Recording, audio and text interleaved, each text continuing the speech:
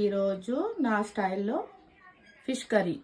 Salt, garam masala, పసుపు, కొద్దిగా కారం, అల్లం వెల్లుల్లి పేస్ట్ని మిక్స్ చేసుకుందాం. వేసి మసాలా పెట్టేసాను. ఇది పక్కకు పెట్టి గ్రేవీకి రెడీ చేసుకుందాం. ఆయిల్ వేసుకుందాము. 4 ఆనియన్స్ కట్ చేసుకొని ఫ్రై చేసుకుందాం గ్రేవీ కోసం. ఆనియన్స్ కొంచెం రెడ్ అయినాక ఉల్లిపాయలు ఇలా ఫ్రై అవ్వాలి.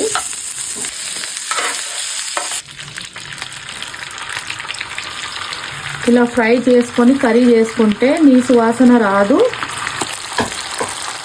ఫ్రై అయిపోయినాయి, తిరిగేద్దాం. 2 సైడ్స్ కూడా బాగా ఫ్రై అయిపోయింది, తీసేద్దాం. 2 సైడ్స్ కూడా కాలింది, తీసేద్దాం.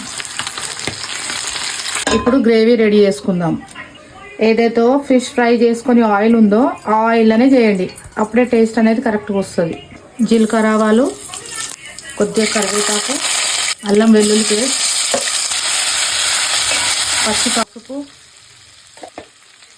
ధనియా జీలకర్ర పొడి, గరం మసాలా,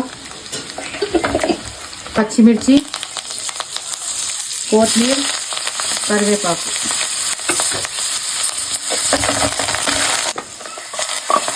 ఏదైతే పేస్ట్ చేసుకున్నామో ఆ పేస్ట్ వేసుకోండి. ఇటుగట్ల కొద్దిగా వాటర్ వేసుకొని పచ్చి వాసన పోయి ఆయిల్ పైకి వచ్చే వరకు మసాలా అంతా ఫ్రై చేద్దాం.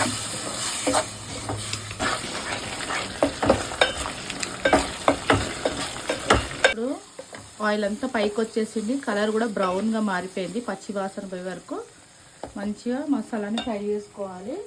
ఒక నిమ్మకాయ సైజ్ అంతా చింతపులుసు పోసుకోవాలి. ఇలా తీసి సరిపడా వాటర్, తగినంత ఉప్పు, మూత పెట్టి మసలనిద్దాం.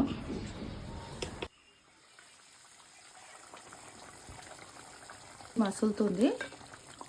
ఇప్పుడు ఒకసారి సాల్ట్ టేస్ట్ చేసుకుందాము.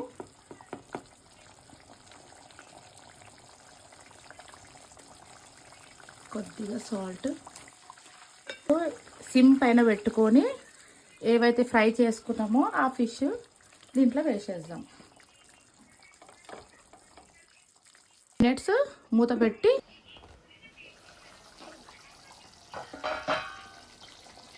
కుక్ అయిపోయింది. ఇలా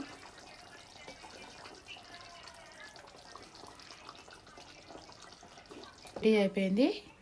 కొత్తిమీరతో గార్నిష్ చేస్తూ